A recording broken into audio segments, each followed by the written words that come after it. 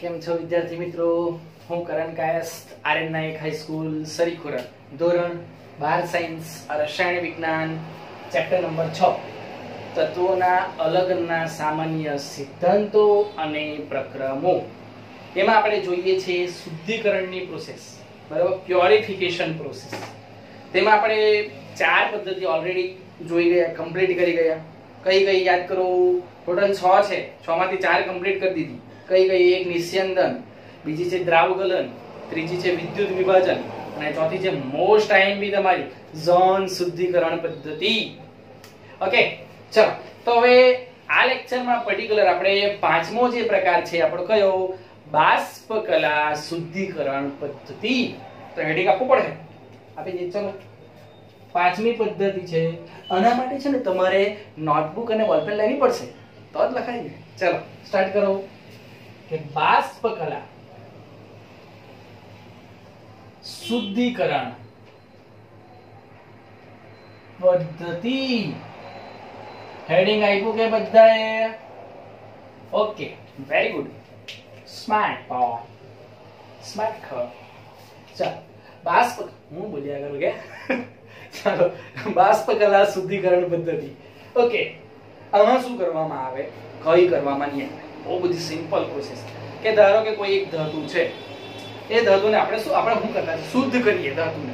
તો ધાતુને શુદ્ધ કરવામાં શું કરવામાં આવે કે પહેલા ધાતુને છે ને એને બાષ્પમાં, ધાતુને એના બાષ્પ સંયોજનમાં ફેરવવામાં, કે બાષ્પ સ્વરૂપમાં ફેરવવામાં, અને એ બાષ્પ સ્વરૂપનું વિઘટન કરવામાં આવે અને એમાંથી પાછી શુદ્ધ ધાતુ મેળવવામાં.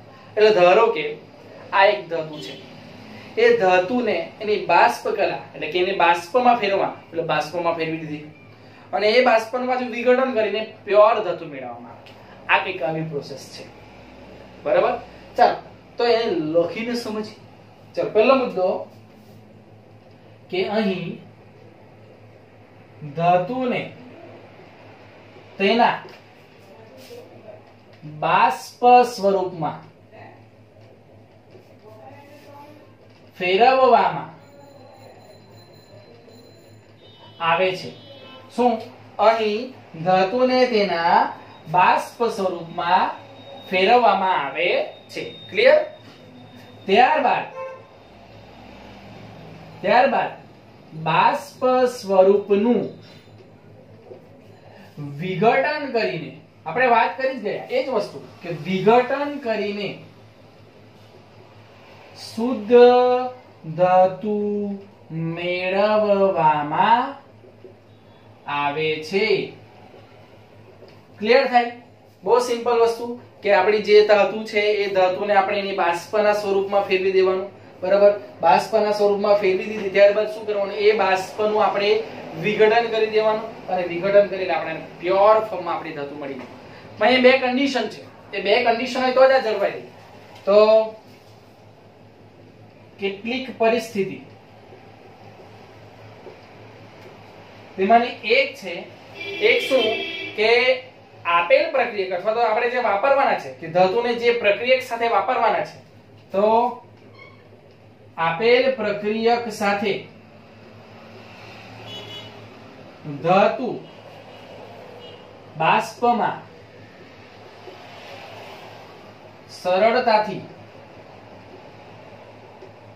રૂપાંતર થાય. જો પહેલી કન્ડિશન શું કે તમે ધાતુને જેની સાથે મિક્સ કરો તેની સાથે સરળતાથી બાષ્પમાં રૂપાંતર થાય, અને બીજી કન્ડિશન ત્યારબાદ બાષ્પ સ્વરૂપમાંથી ધાતુ શુદ્ધ સ્વરૂપે પુનઃ પ્રાપ્ય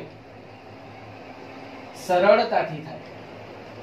આ બે કન્ડિશન છે, આ બે કન્ડિશન જળવાવી જોઈએ. જો પહેલી કન્ડિશન કઈ કે આપેલ પ્રક્રિયક જે કોઈ આપણે યુઝ કરવાનું છે, હું તમને બતાવું એ પદ્ધતિ કે આપેલ પ્રક્રિયક લેવાના છે કોઈ, તેમાં ધાતુ આપણે મિક્સ કરીએ તો એ બાષ્પમાં સરળતાથી રૂપાંતર થવું જોઈએ, કે ધાતુ બાષ્પમાં સરળતાથી રૂપાંતર થાય અને ત્યારબાદ બાષ્પ સ્વરૂપમાંથી ધાતુ વિઘટન પામીને, આપણે એ શબ્દ અહીં લખવાનો છે, તો ધાતુ વિઘટન પામીને શુદ્ધ સ્વરૂપે પુનઃ પ્રાપ્ય સરળતાથી થાય. આ બે પરિસ્થિતિને અનુસરવું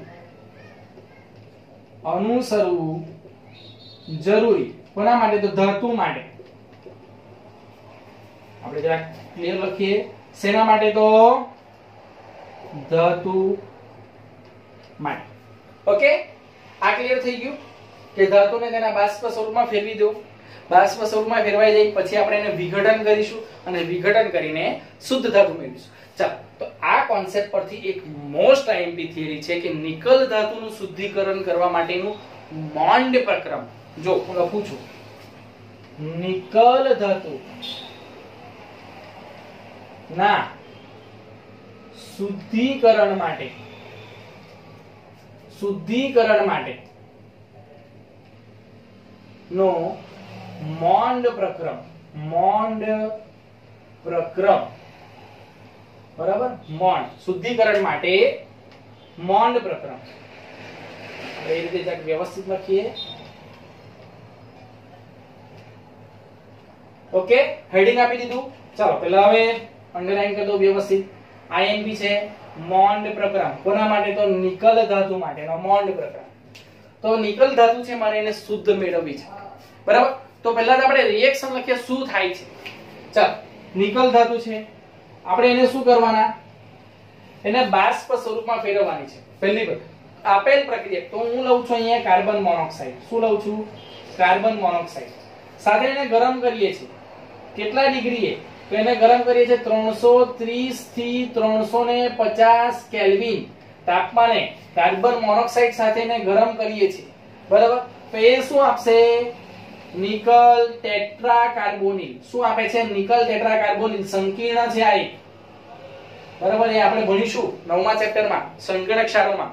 બધા નોમેનક્લેચર આવશે ત્યારે આપણે ક્લિયર કરીશું. કે તો અત્યારે આનું નામ શું છે? નિકલ ટેટ્રાકાર્બોનિલ. ઓકે, ચલો હવે એ નિકલ ટેટ્રાકાર્બોનિલ ને પાછો લઈ લઈએ. શું કરવાનું બીજું છે? ત્યારબાદ બાષ્પ સ્વરૂપમાંથી એનું વિઘટન થઈને શુદ્ધ સ્વરૂપે મળ્યું છે. તો એનું વિઘટન કરીએ. એનું વિઘટન કરીશું આપણે 450 થી 470 કેલ્વિન તાપમાને. શું કરવાનું? વિઘટન કરવાના. નિકલ ટેટ્રાકાર્બોનિલ નું 450 થી 470 કેલ્વિન તાપમાને શું મળશે? નિકલ વત્તા 4CO. અહીંયા તમે કેલિબ્રેશન કરી દેવ, સંતુલિત કરો. 4CO ચાર્જ છે 4. Okay, Ni plus 4CO. Clear થાય છે?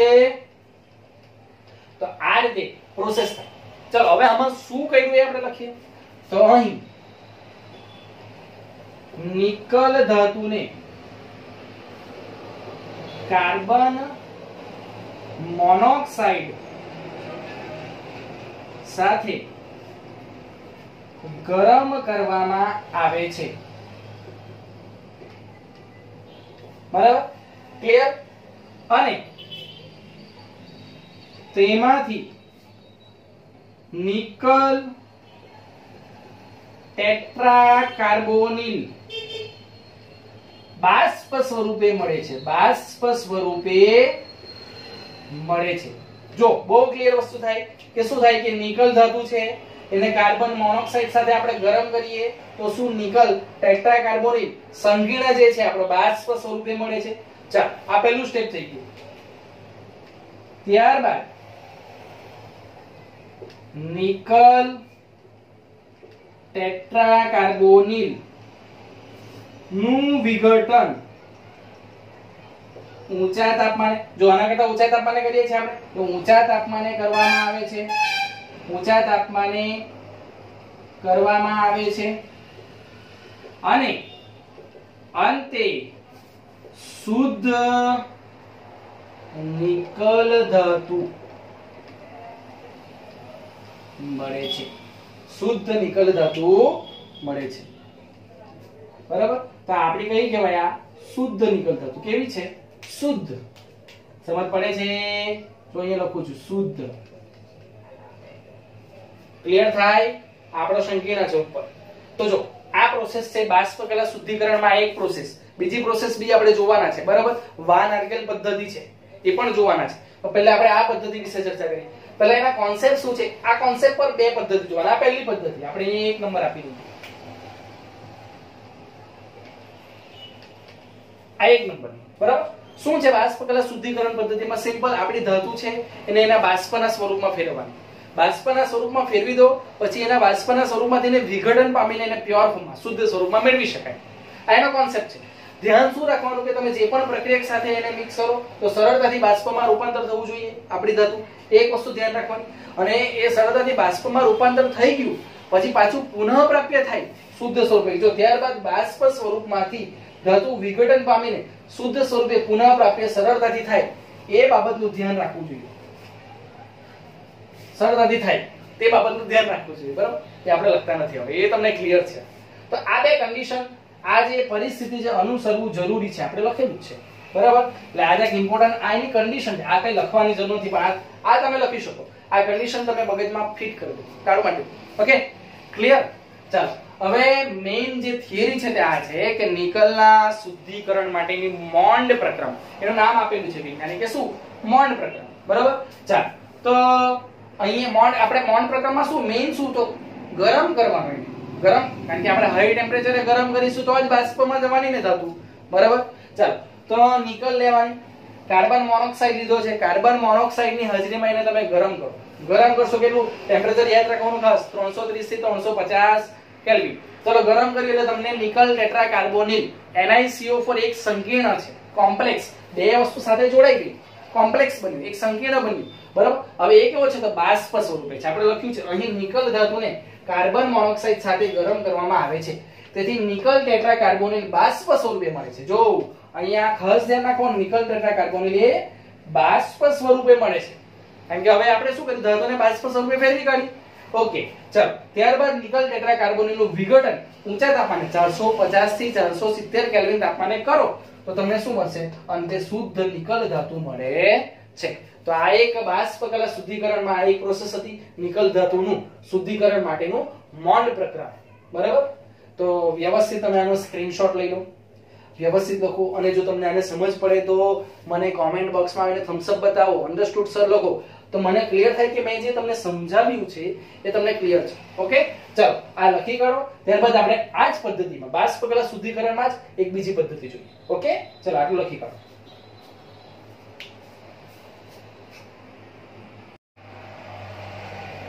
ચાલો, લખાઈ ગયું. ઓકે, ચાલો, નિકલ માટેનો મોન્ડ પ્રક્રિયા આપણે જોઈ ગયા. હવે એમાં એક બીજી પદ્ધતિ છે, તે પણ મોસ્ટ આઈમ્પી પદ્ધતિ છે. એ છે ઝિર્કોનિયમ, ઝેડા અને ટાઇટેનિયમ માટેના શુદ્ધિકરણ માટેની વાન આર્કેલ પદ્ધતિ. ઓકે, ચાલો પહેલા હેડિંગ આપી દો દીકરા. ચાલો, તો બીજી પદ્ધતિ છે આપણી કઈ તો ઝિર્કોનિયમ. આપણી કઈ ધાતુ છે એક તો એ ઝિર્કોનિયમ લઈએ. બરાબર, આ ઉદાહરણ લીધું છે આપણે, ઝિર્કોનિયમ અને ટાઇટેનિયમ ના શુદ્ધિકરણ માટે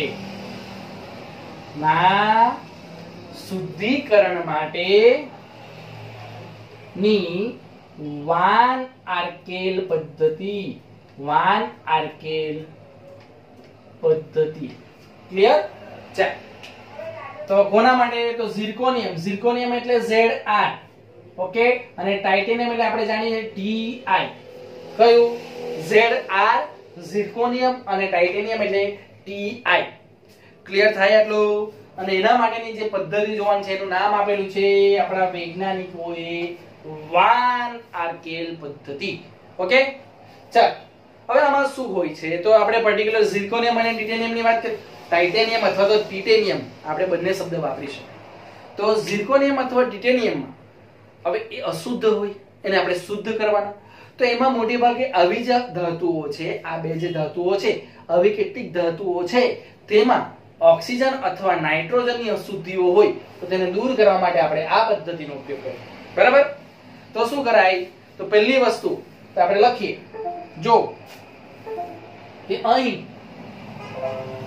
ઝિર્કોનિયમ અને ટિટેનિયમ જેવી, ઝિર્કોનિયમ અને ટિટેનિયમ, જો અહીં TI લખું છું, બરાબર, એટલે જો બરાબર વાંચો, TI, ટિટેનિયમ જેવી કેટલીક ધાતુમાં ઓક્સિજન અને નાઇટ્રોજન ની અશુદ્ધિ રહેલી હોય છે. બરાબર કે ઝિર્કોનિયમ અને ટાઇટેનિયમ જેવી કેટલીક ધાતુ છે આપણી પાસે, એમાં કોણ તો ઓક્સિજન અને નાઇટ્રોજનની અશુદ્ધિ રહેલી હોય છે, અને આ અશુદ્ધિ દૂર કરવા માટે આ પદ્ધતિ ઉપયોગી છે. આ અશુદ્ધિઓ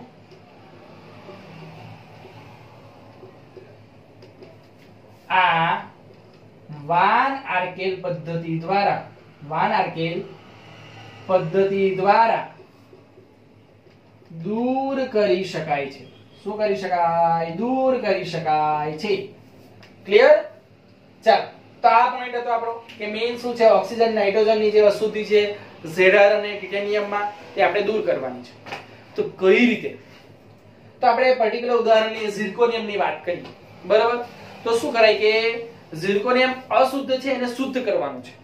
બરાબર, અશુદ્ધને શુદ્ધ કરવા માટે તો અશુદ્ધ ધાતુ હોય એના માટે પર્ટિક્યુલર શબ્દ છે અપરિષ્કૃત ધાતુ, કે જે શુદ્ધ ન કરેલું હોય ને તેને શું કહેવાય? અપરિષ્કૃત. તો જો આપણે લખીએ કે બીજો બધો અહીં અપરિષ્કૃત, ને અપરિષ્કૃત શબ્દ જો યાદ ન રહે તો તમારે યાદ રાખવાનો CRUDE, ક્રૂડ. બરાબર, જે આપણી મેઈન અશુદ્ધ ધાતુ છે એને શુદ્ધ કરવાના છે. એટલે અપરિષ્કૃત ધાતુને કોની સાથે? એની આયોડીન સાથે.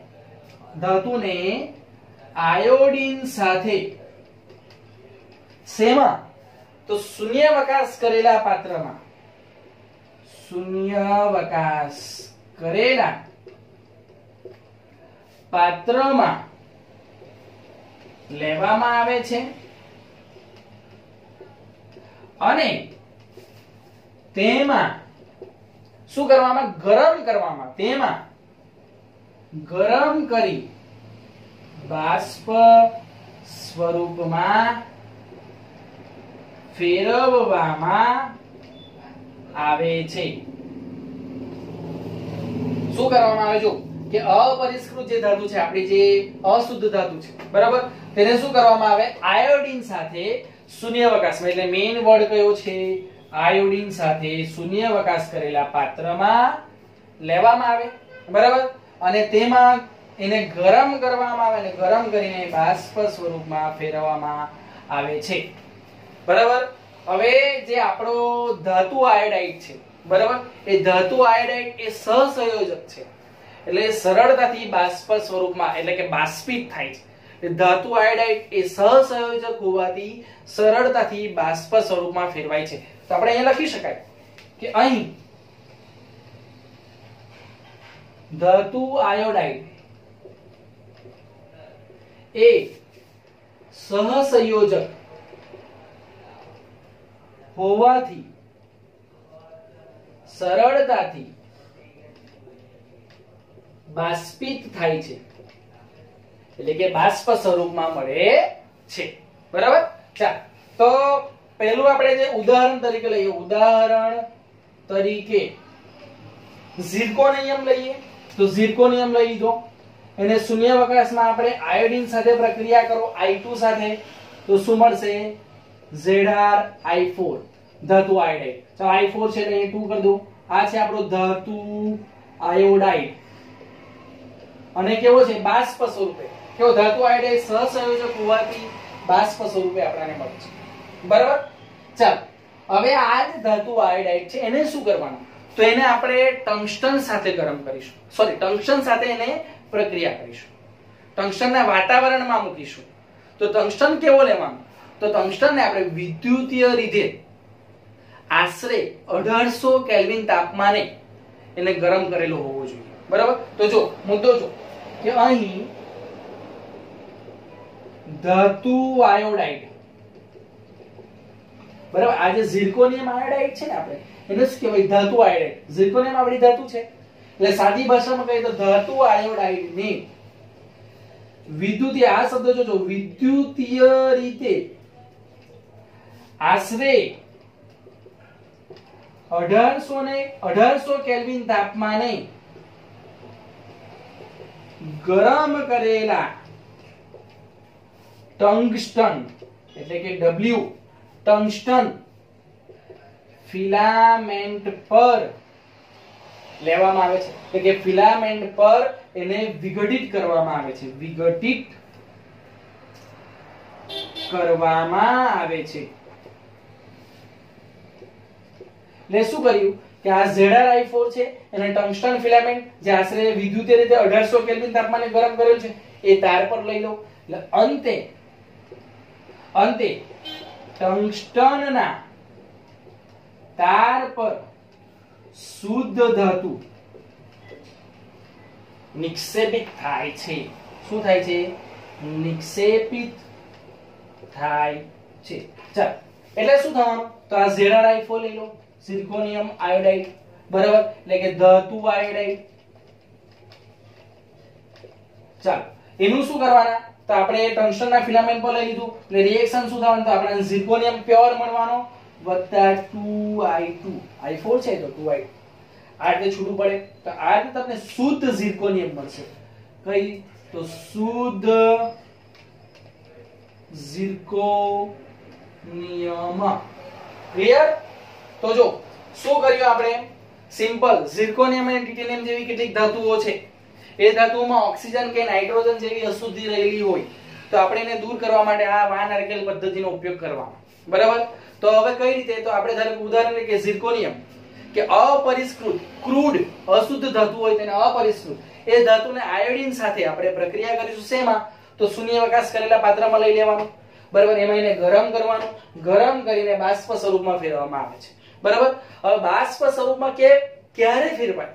તો એ જે ધાતુ આયોડાઇડ છે, જો આપણે ઝિર્કોનિયમ આયોડિન સાથે ગરમ કરો અને બાષ્પ સ્વરૂપમાં ફેરવાય. તો બાષ્પ સ્વરૂપમાં ક્યારે ફેરવાય? તો ધાતુ આયોડાઇડ એ સહસંયોજક છે, એટલે સહસંયોજક હોવાથી સરળતાથી બાષ્પિત થાય છે, એટલે કે બાષ્પ સ્વરૂપમાં ફેરવાય છે. એટલે કન્ડિશન પણ આપણને ખબર પડી. તો આ વસ્તુ થાય, આ પ્રોસેસ થાય કે Zr + 2i2 it gives ZrI4. ચાલો, હવે આ જે ધાતુ આયોડાઇડ મળ્યો આપણને ZrI4 મળે છે દીકરાઓ, તે શું કરે છે? તો એને આપણે વિદ્યુતીય રીતે જે ગરમ કરેલું આશરે 1800 કેલ્વિન તાપમાને, જો વિદ્યુતીય રીતે આશરે 1800 કેલ્વિન તાપમાને ગરમ કરેલા ટંગસ્ટન ફિલામેન્ટ, આ ખાસ ધ્યાન રાખજો, ટંગસ્ટન ફિલામેન્ટ પર એને વિઘટિત કરવામાં આવે. એટલે કે એનો ટંગસ્ટનનો તાર હોય, આપણો જે બલ્બ હોય ને, બલ્બની અંદર જે તાર હોય એ ટંગસ્ટનનો બનેલો હોય. બરાબર?